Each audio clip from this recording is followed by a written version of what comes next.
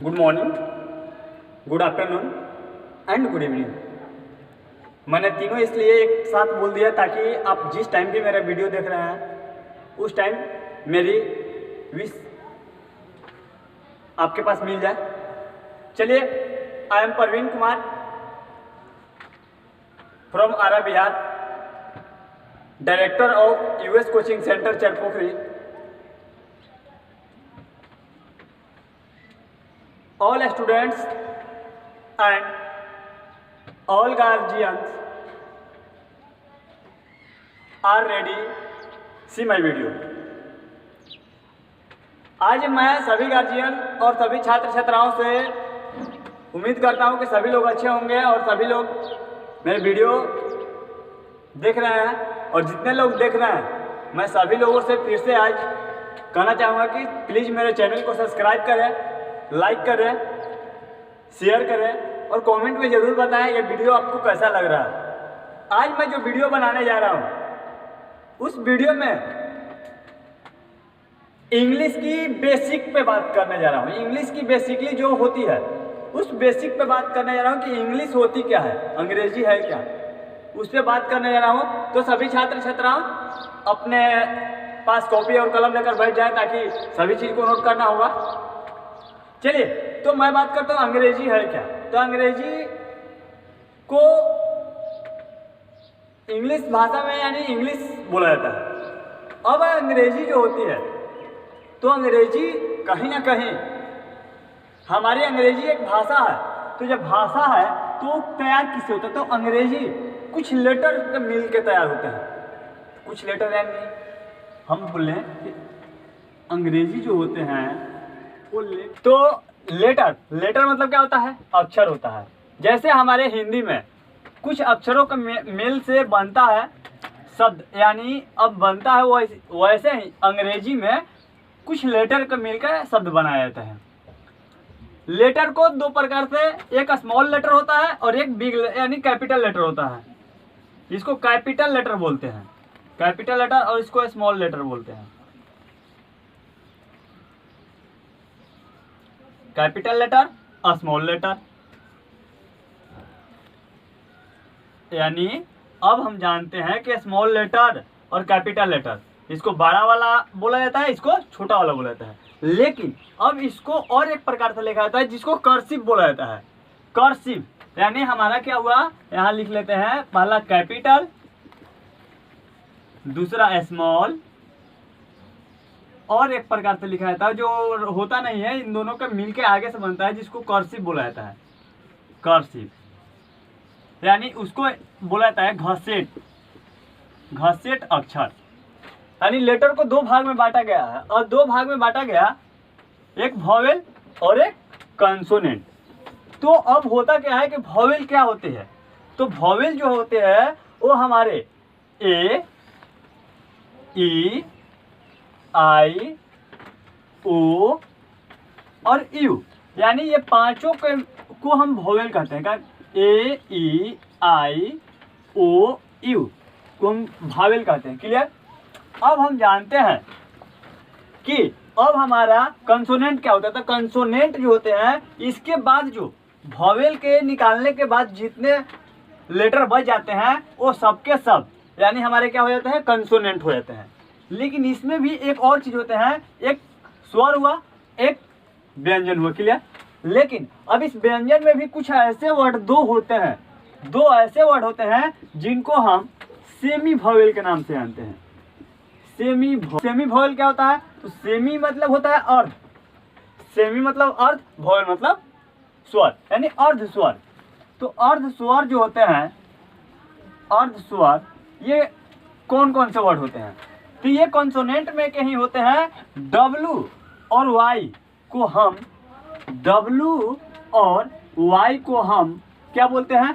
Semi vowel बोलते हैं। Clear? अब फिर से समझ लेते हैं एक बार बारीकी से। लेटर अंग्रेजी, इंग्लिश एक भाषा है। अब लेटर टोटल 26 होते हैं। लेटर को दो भाग में बांटा गया है, एक स्वर एक व्यंजन, यानी वॉवेल कंसोनेंट। और इस कॉन्सोनेंट में ही दो हमारे ऐसे हैं जो हमारा कंसोनेंट में भी आते हैं और अर्ध स्वर में भी आते हैं, W और Y। अब हम लेटर को कितने प्रकार से लिखते हैं, तो एक कैपिटल लेटर होता है, एक स्मॉल लेटर होता है, लेकिन हम एक प्रकार से और लिखते हैं जिसको कर्सिव बोला जाता है, नहीं घसेट, इसी राइट को लिखते हैं लेकिन एक घसेट राइटिंग में लिखते हैं। क्लियर? ये बड़ा वाला हो गया, ये छोटा वाला हो गया, एक घसेट होता है। और करते हैं आगे,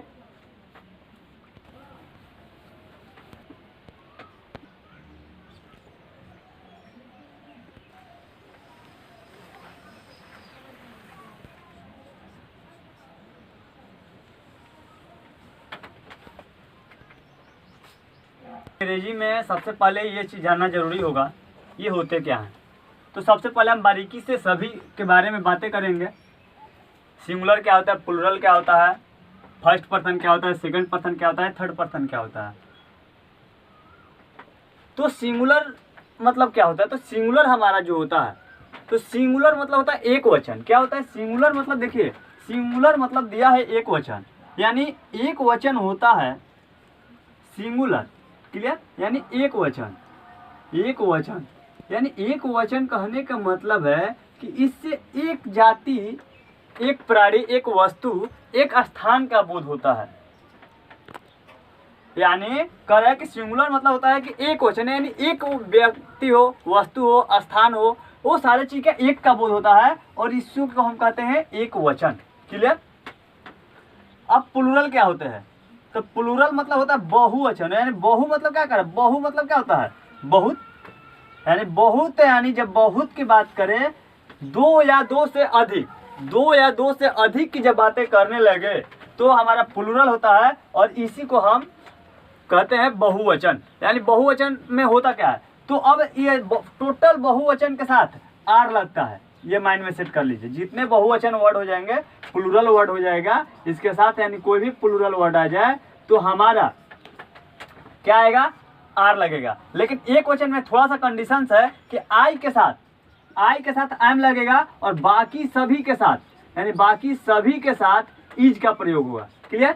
अब हम जानते हैं कि सभी के साथ इज का प्रयोग होगा। तो अब आई मतलब मैं का बात कर रहा था, मैं क्या, मैं अकेला हूं, यानी सिंगल जब हूं तो ये क्या हुआ, एक वचन हुआ। यू जो है सिंगुलर और प्लूरल, सिंगुलर और प्लूरल दोनों में आर लगता है। ये माइंड में सेट रखना होगा कि यू सिंगुलर में रहे या प्लूरल में रहे, दोनों कंडीशन में यू के साथ आर लगता है। देखिए यू यानी तुम और आप, यहाँ बोल रहा है, यू मतलब होता है तुम आप, यहाँ आर लगाया है, यहाँ भी आर लगा है। तो ये कंडीशंस आपके पास, यहाँ सिंगुलर में भी रहेगा तो आर लगेगा और प्लूरल में भी रहेगा तो आर लगेगा। यहाँ एक व्यक्ति का बोध हो रहा है और यहाँ आपका दो या दो से अधिक का बोध हो रहा है। सेम यहाँ आते हैं, ही मतलब होता है वह, लेकिन वह जो होता है वो किसके लिए, पुल्लिंग के लिए ही लगेगा। जब स्त्रीलिंग की बात करें तो हमारा सी लग जाएगा। अब निर्जीव प्राणी की बात करें तो इट लगेगा।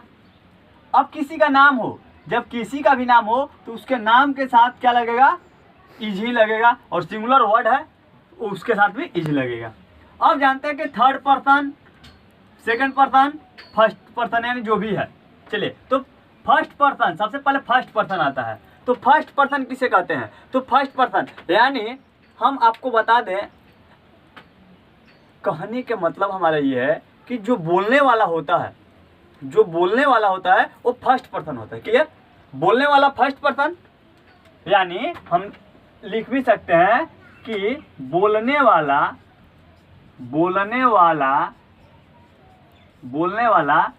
फर्स्ट पर्सन, सुनने वाला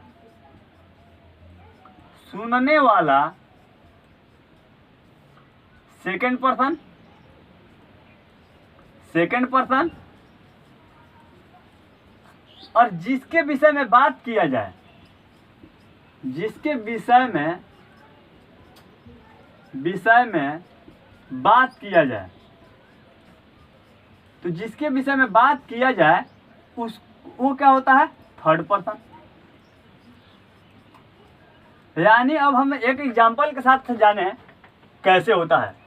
तो मान लीजिए कि हम जब बोल रहे हैं तो हम जब किसी को बात बताएं, यानी तो हम बोलेंगे तो मैं ही कहूँगा ना, मैं ये बोल रहा हूँ, मैं ये खाता कर रहा हूँ, चाहे बोलूँ मैं आपसे कहता हूँ कि वह चोरी कर रहा है, मैं आपसे कहता हूँ कि वह चोरी कर रहा है। तो जब ये मैं जब हुआ तो मैं क्या हुआ, हम बोले आपसे, और जिसे आपसे कहता हूँ यानी आपसे यानी जो सुना वो क्या हुआ, सेकंड पर्सन।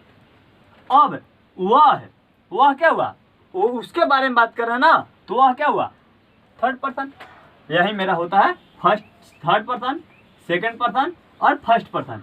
तो चलिए अब एग्जाम्पल के साथ चलेंगे, तो अब जानते हैं कि कैसे यूज होता है। तो चलिए एक एग्जाम्पल लिखते हैं यहाँ नीचे, उससे पहले आप लोग कुछ लिख लीजिए, मैं आप सभी लोग को बोल रहा हूँ लिख लीजिए। जब वाक्य के अंत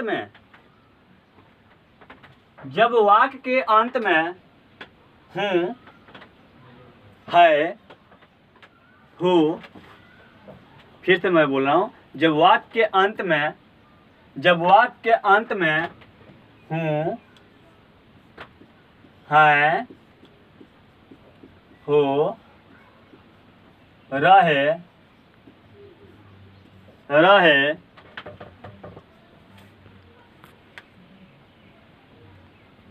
क्रिया के रूप में, मुख्य क्रिया के रूप में हो, मुख्य क्रिया के रूप में हो,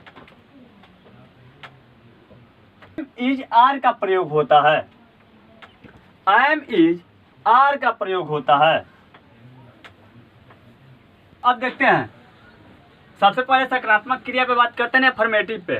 तो अफर्मेटिव पे बनता कैसे है, तो अफर्मेटिव के बनाने का जो रूल्स होता है वो subject plus am, is, are plus object, subject plus am is are plus object के माध्यम से बनेगा। तो हम सब्जेक्ट अभी आपको बताया है, सबसे पहले मैं का लिख लेंगे। तो मैं का क्या होता है, आई, क्लियर। अब आई के साथ लगता क्या है, तो एम। ईमानदार का क्या होता है, तो honest, HONEST, honest, full stop, clear, बन गया। हम लोग धनी नहीं हैं, तो हम लोग यानी वी के साथ क्या लगेगा, आर। हम लोग धनी हैं, सॉरी, रिच बन जाएगा। तुम दुबला हो, तो तुम का क्या होता है, यू।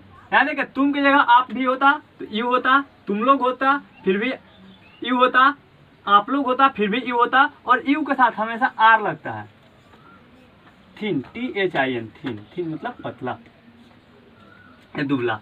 चलिए, वे लोग मेहनती हैं, तो वे का क्या होता है, दे के साथ क्या लगेगा, आर। लेबोरियस, LABOURIOUS, लेबोरियस, यानी लेबोरियस मतलब होता है मेहनती। अब देखिए वह यहाँ ब्रैकेट में दिया पुलिंग, वह जो है वो पुलिंग है, तो ही हो जाएगा, ही के साथ लगेगा इज। ईमानदार का होता है ऑनेस्ट, क्लियर। देखिए सी है, यानी वह लंबी है, स्त्रीलिंग के लिए है, सी हो जाएगा, इज लंबी का होता है लॉन्ग। मैं एक विद्यार्थी हूँ, आई एम। देखिए यहाँ एक दिया है, एक के लिए ए का प्रयोग होता है, I am a student, student क्या बोलेंगे, स्टूडेंट। एम, देखिए इसको आई एम होता है ना, तो जब स्पोकन में आपको बोलना होगा, आई एम नहीं बोला था, आई एम ए स्टूडेंट, क्या, I am a student, I am a student. वह एक गायिका है, यानी वह एक गायिका है, तो वह गायिका यानी स्त्रीलिंग का बात करता, सी इज ए सिंगर, सिंगर मतलब गायिका या गायक।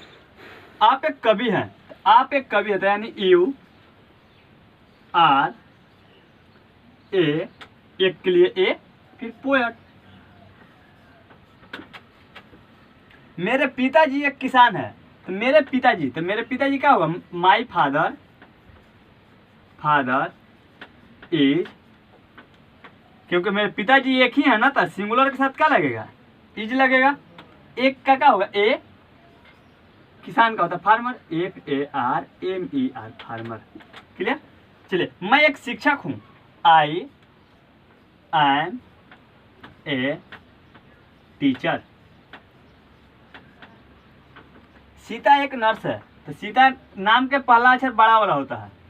सीता इज एक का ए नर्स, यानी ए नर्स का होता है नर्स, NURSE नर्स। चलिए बिल्कुल बढ़िया। पे तो नकारात्मक वाक्य पे कैसे बनता है, तो सेम बनता है, कुछ नहीं करना है। जो यहाँ subject plus am is are plus object लिखा गया है, यहाँ वही काम करना है आपको। Subject plus am is are, उसका नहीं दिया है तो नॉट प्लस ऑब्जेक्ट, यानी फिर full stop, object full stop.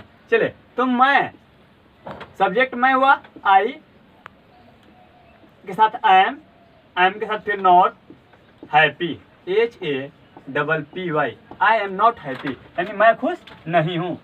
तुम दुबला नहीं हो, देखो यहाँ करेगा तुम दुबला हो। बस एक चीज रखना माइंड में, जो एम इजार के बाद नहीं रहेगा तो नॉट लगा देना है। यू आर नॉट थिन, यहाँ क्यों नोट लगा, इसलिए क्योंकि यहाँ नहीं है। और ये नकारात्मक वाक्य होता है हमेशा, निषेधात्मक होता है, यानी नहीं लगा रहता है। चलिए देखिए, वे लोग ईमानदार नहीं है, तो they are not honest, HONEST honest, यानी फिर full stop.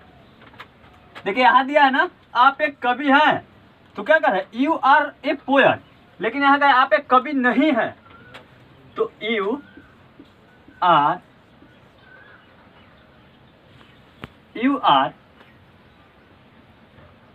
A not poet, यानी मान लीजिए यहाँ ये नहीं दिया, छोड़िए हटाइए, आप कवि नहीं है, तो you are not poet. Clear. चलिए राम और श्याम डॉक्टर नहीं है, तो राम और का होता एंड, नाम कभी कहीं भी लिखा जाएगा तो उसका पहला अक्षर कैपिटल लिखा जाएगा। राम एंड श्याम डबल हो गया, बहुवचन, यानी आर लगा, are not doctor, DOCTOR doctor. चलिए तो फिर इसी के साथ चलते हैं अब इंट्रोगेटिव पे, सभी लोग नोट कर लीजिए। इंट्रोगेटिव, चलिए देखिए, कर इंट्रोगेटिव सेंटेंस में कुछ प्रश्नवाचक वाक्य क्या से शुरू होते हैं, या तो निगेटिव में भी हो सकता है या तो अफर्मेटिव में भी। यदि अफर्मेटिव में रहेगा तो क्या करना है, तो अब एम इज आर, उसका बाद सब्जेक्ट, फिर उसका बाद ऑब्जेक्ट, ये फिर क्वेश्चन मार्क देना ना भूलें, क्योंकि ये क्वेश्चन मार्क से क्या होता है कि ये प्रश्नवाचक वाक्य का ये पहचान बताता है कि ये प्रश्नवाचक वाक्य है।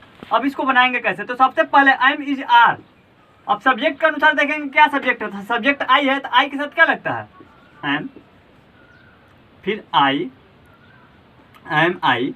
अब क्या हुआ है, अंधा हूँ, अंधा क्या, यानी blind, BLIND blind, question mark, फिर क्वेश्चन। क्या तुम गरीब हो, तो क्या, फिर यू, यहाँ देखो तुम, तो आर यू पुअर। क्या आप लोग किसान हैं, देखिए यहाँ क्या कर, क्या आप लोग, यानी आर यू किसान है, आप लोग यदि बोल रहा है, देखिए यहाँ वाक्य जो किसान है ये क्या है, बहुवचन है, क्योंकि अब यहाँ फार्मर्स हो जाएगा। क्यों हो जाएगा, क्योंकि यहाँ आप लोग, यानी एक आदमी होता तो फार्मर हो जाता, लेकिन बहुत सारे लोग किसान है ना, तो एस लग जाएगा। चलिए अब बोला क्या वह नाविक है, तो क्या वह नाविक है, तो क्या, तो जब क्या का क्या होगा, फिर देखिए इज ही, अब इज हो गया, ही हो गया, इज ही। अब क्या करना, नाविक, boatman, BOATMAN boatman, question mark चिन्ह।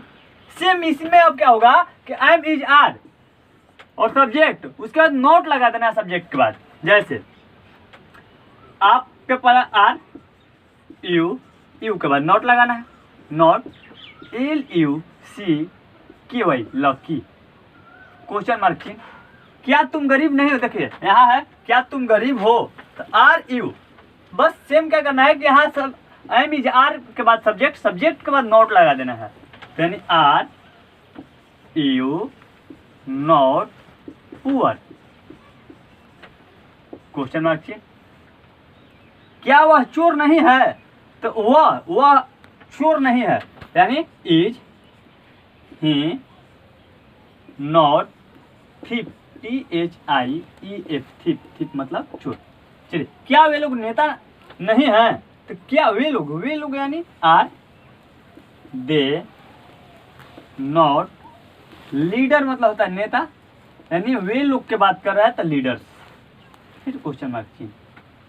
चलिए क्या वह गायिका नहीं है, वह कर रहा है लेडीज है, तो यहाँ इज के तो इज लगेगा है, लेकिन अब यहाँ सी हो जाएगा, C not singer, SINGER, question mark चिन्ह। चलिए जहाँ भी ना समझ में आए कमेंट बॉक्स में जरूर बताएंगे। चलिए फिर नेक्स्ट स्टेप की ओर चलते हैं, यदि हमारा क्या बीच में रहे तब कैसे बनाएंगे।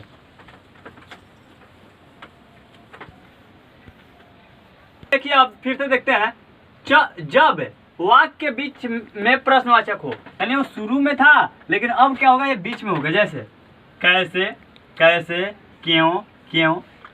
अब व्हाई हाउ रहे, यानी कुछ भी, मैं कैसे दोषी हूँ, सबसे पहले हाउ का मीनिंग पहले हो जाए। देखिए नियम का है ना, व्हाई या हाउ का पहले लिख लेना है, तो हाउ पहले लिख लिया, हाउ मतलब कैसे, हाउ। अब क्या करना है, एम इज आर, सब्जेक्ट कौन सा देख लेंगे क्या लगेगा, तो यानी मैं है तो मैं के साथ एम लगता है, एम आई। अब बचा क्या, नोट यदि रहे, देखिए सब्जेक्ट का यदि नोट रहेगा तब हम नोट का प्रयोग करेंगे। अब कब, सब्जेक्ट के बाद, यदि सब्जेक्ट के बाद नोट नहीं रहे तो नहीं, इसमें नहीं है, डायरेक्टली ध्यान देंगे, guilty, GUILTY, guilt, question mark चिन्ह। चलिए मैं कैसे दोषी नहीं हूँ, देखिए सेम आ गया, तो हाउ एम आई, क्योंकि देखिए अब नोट है नहीं है इसमें, तो फिर सब्जेक्ट के बाद नोट लगा देंगे, नोट GUILTY, गिल्टी। सेम अब वह क्यों दुखी है, यानी वह क्यों दुखी है, तो क्यों, यानी क्यों का क्या होता है, वाई। अब वह है तो वह के साथ क्या लगेगा, इज लगेगा, is he side, question mark चिन्ह।